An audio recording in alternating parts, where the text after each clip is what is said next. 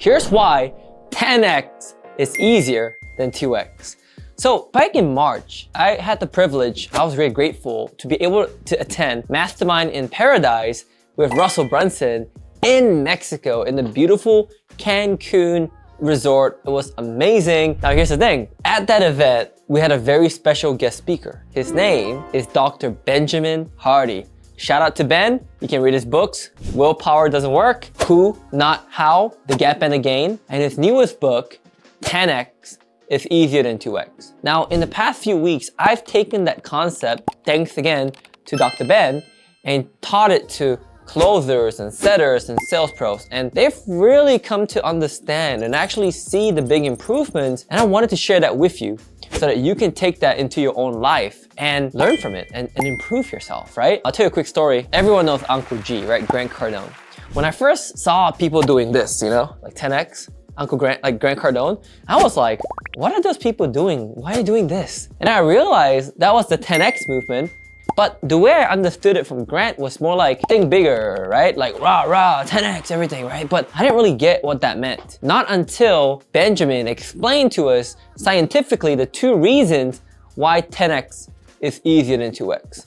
So let me try do him some justice and explain it in my own words using some of the examples that he gave and tell you why 10x is easier than 2x. And I'll put it to you from a sales professional's point of view why that is true, okay? So first of all, Ben talked about the story of Michelangelo. No, not the Ninja Turtle. Michelangelo is or was one of Italy's most famous artists, known for his sculptures, right? The Pieta, the David, the Sistine Chapel. And the cool thing about Michelangelo is that he 10x'd his life multiple times in his career. So I'll give you an example. When he first wanted to do the Pieta, he was about 17 years old. His dad was not a big fan of his artwork. He wanted him to go to school. And so in order for Michelangelo to sculpt the Pieta, he had to first figure out how can he, lie to his dad and have his dad support him. But also his second challenge was he needed to study human anatomy. Right? How do the blood vessels look like?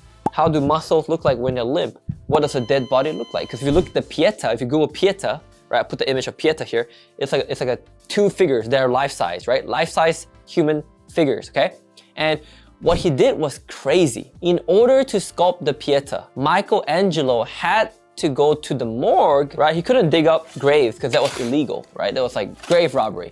He went to the morgue to study dead bodies for 2 years. He got a job at the morgue just to do that. And he told his dad that basically someone paid him to commission the Pieta, which was not true. He was hoping for a big payday after the Pieta. So it's pretty risky, but that's a good example of that 10x, where Michelangelo took a risk, invested 2 years, right, of blood, sweat, and tears to create the famous Pieta. Now, think about it for a second. Had Michelangelo not done that, he would not have done the David, and he wouldn't have been called by the Pope to build the Sistine Chapel, right? So that 10x led to the David, which again is incredible because he built a 17-foot sculpture, right? And was paid mega bucks, big bucks for the sculpture. That's an example of 10x, right? So what does 2x look like? Well, 2x would be if Michelangelo said, you know what, building the Pieta or sculpting the David is too risky. Let me just sculpt small statues or statues one at a time and let me slowly, incrementally increase their size. That would have been bad, right? Because that would have been a 2x and he would not be where he is today.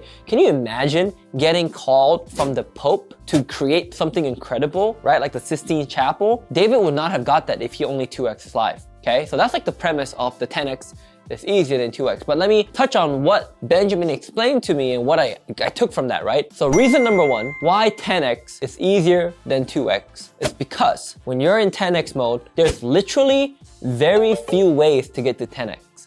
In fact, there might only be one or two ways. In Ben's example, which I love, he has a son named Caleb, and Caleb's a tennis player. One day at tennis practice, Caleb's coach asked Caleb, hey, Caleb, why don't you go and play pro tennis? Until that point, Caleb never thought about going pro. So later in the car, Ben, right, the dad, asked Caleb, what do you think about what your coach said? And Caleb was like, yeah, I never thought about it. So then Ben asked his son, if you continue training the way you are right now, practice 3-4 times a week, right? Training for coach. Do you think you get into college tennis? And Caleb was like, yeah, of course, right? Because all his life, Caleb wanted to get into college tennis. Then his dad asked the second question. Hey, Caleb, if you did the same thing the same practice where you are right now, would you get into pro tennis? And Caleb was like, no, not a chance, not in a million years. And that's a really profound lesson because let me ask you this, how many ways are there to get to college tennis from, being a high school tennis player? Quite a lot of ways if you think about it. You could hire coaches, you could go for practice. As long as you had the skills and the willingness, you could play your way into college tennis, right? It's not that bad. But how many ways are there to get into pro tennis? Imagine that for a second. Playing against Roger Federer or Rafael Nadal,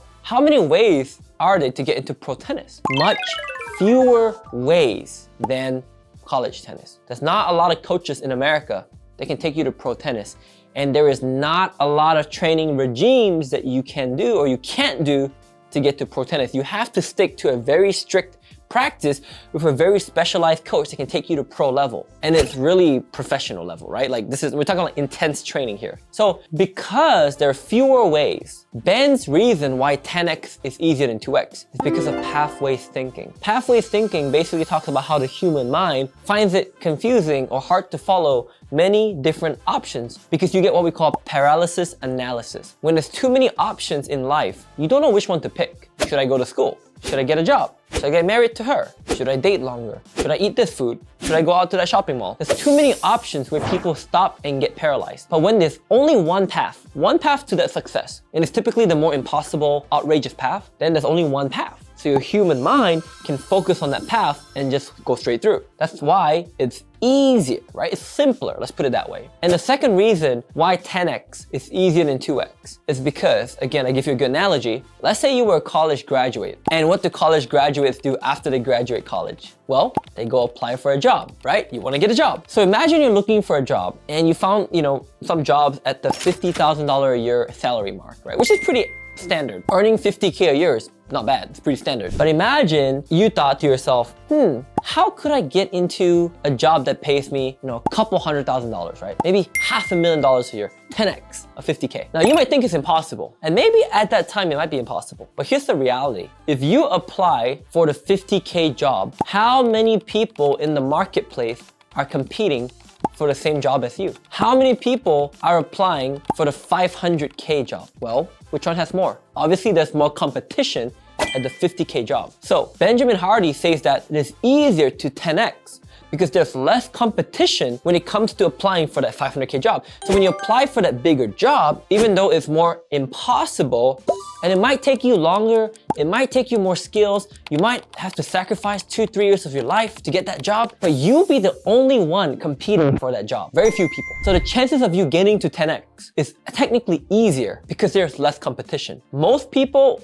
on this planet are average. They're normal people. And there's nothing wrong to be normal, but they don't dream 10x. They don't think 10x. They just want to 2x their life. Now, if they're lucky, they're 2x their life. Some of them don't even want to 1x their life, right? They just want to stay where they are, which is declining. So most people are stuck at the norm. And if you compete there, then you're competing with the norm. But when you separate yourself, that's how you go 10x. So let me wrap up with this. How does all that I shared affect sales professionals? When I was a sales pro, the most commissions I earned in a single month was about $35,000. And the reason I did that versus before I was making like 5, 6, 7, 8K a month was because I followed a very strict, now I know it's a 10X path, a very strict path. And that included the proper routine every morning, afternoon, evening. You can check out my other YouTube video that talks about the $1 million earner routine, right? And then I developed the right habits, right? Like the role play, the training, the practicing, and then I developed my sales style, which is not just a script, but it started from a script and I modified it to get really good at my style of sales. And then I did farming, which by the way, 99% of sales pros don't even farm, right? So I did farming, right? And I did all of these things in a very routine, regimental, disciplined way, just like what the military taught me to do, which is to be disciplined, to stick to one thing and not give up, to do the same thing over and over again, even though it might get boring. So that helped me make 30, 40K a month.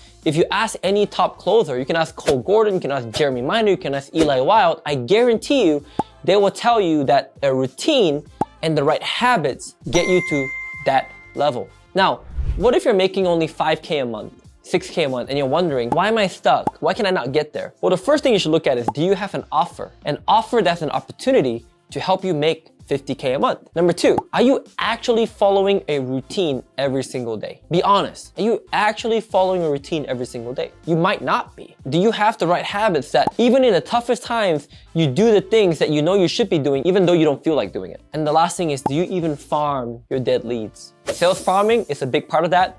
If you need to turn those dead leads into book calls because you've been forgetting about those dead leads for a long time, then make sure you click on the description below and also follow me, click on the notification bell to stay tuned to more videos.